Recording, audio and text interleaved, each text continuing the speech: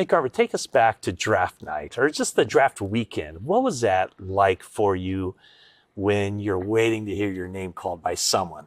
It was good. You're kind of sitting there on pins and needles, though. I've kind of told the story and joked about it. I was actually about to turn the draft off, just being like, I'd rather be surprised by a call than see every single pick.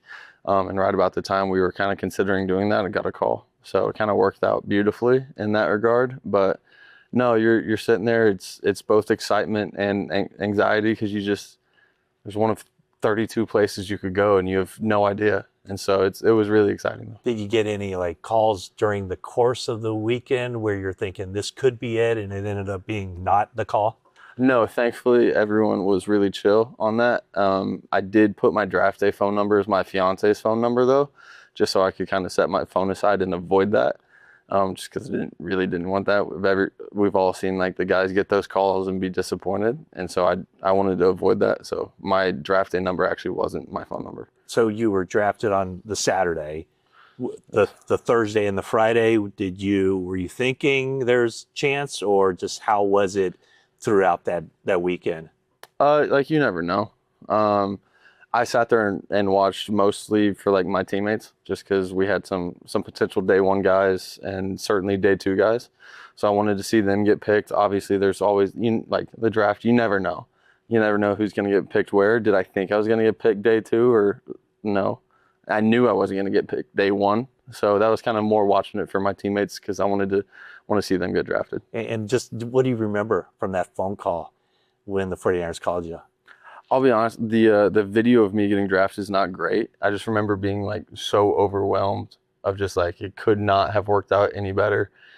And all of it, like I didn't really think it was the 49ers calling because I hadn't talked to them since the combine. So for me, it was like really overwhelmed getting the call and then very surprised with who was on the phone and then really excited by the reality of it. So when you get that call and you realize that you're going to have that opportunity, what's going through your mind as far as the journey that led you up to that point?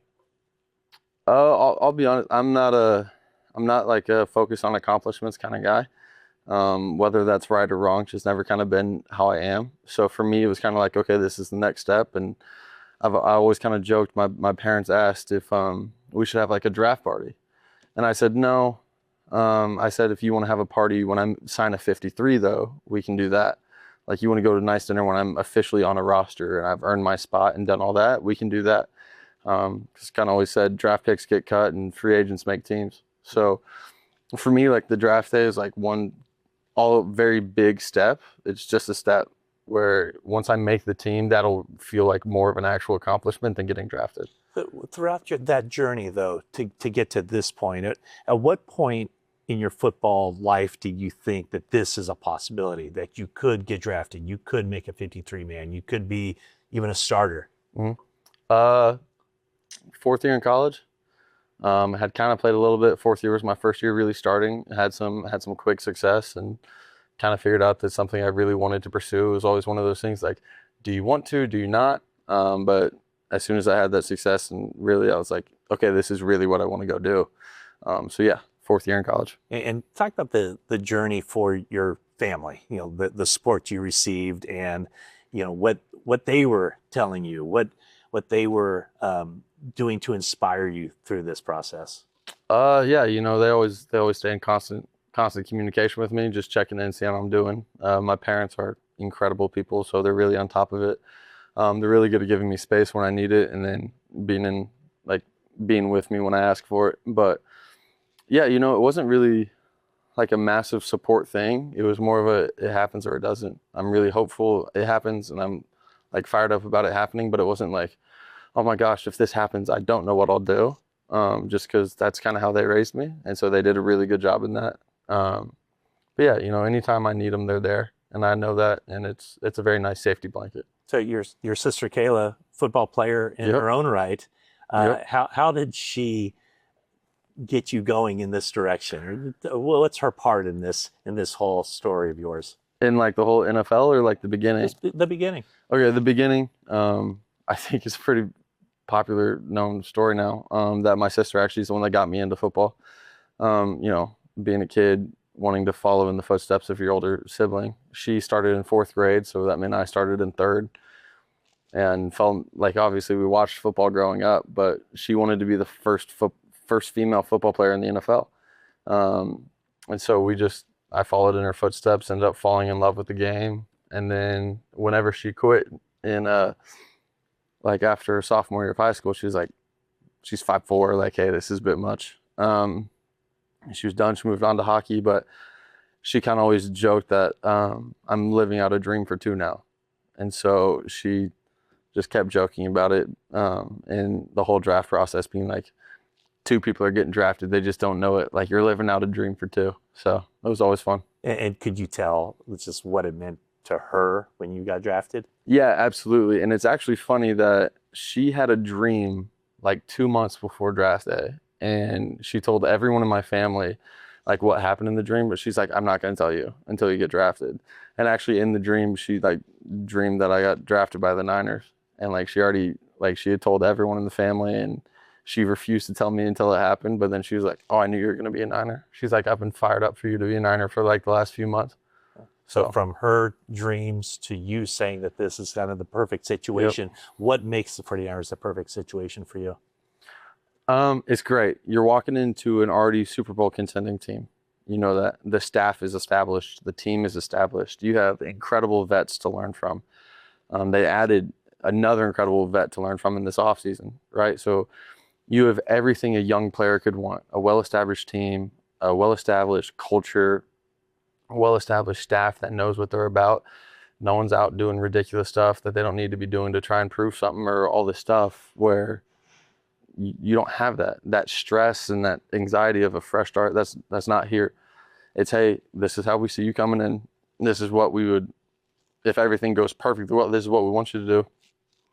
But this is where we see you fitting in our culture, and you can sit there and be like, all right, this is well established. It's not a mess. We have a chance to contend now. We're not in a rebuild. We're nothing like that. But then also, like, the offense is very close to what I ran at Washington. The Washington follows the 49ers very closely. The head coach of Washington is the best friend of Firster, our O-line coach. So all that being said, like, all of it put together just made it the absolute perfect landing spot for me. It sounds like it's also probably very flattering for you that the 49ers would want you. They'd want to invest a draft pick in you. Is that how you read it as well? Flattering for sure.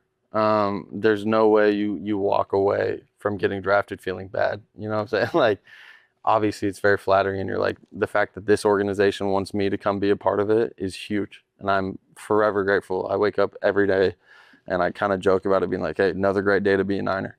Because it is. It's an absolute blessing to be a part of this organization and wake up every day to come to work here, live in the area we're living in, and be a part of the culture and the staff that's already here is an absolute blessing. So being in that culture at UW, where they talked a lot about the 49ers, what is it about this offense, this scheme, the offensive line coach, Chris Firster, that you can tap into to maximize your stay here, and so that this offense can get the best out of you?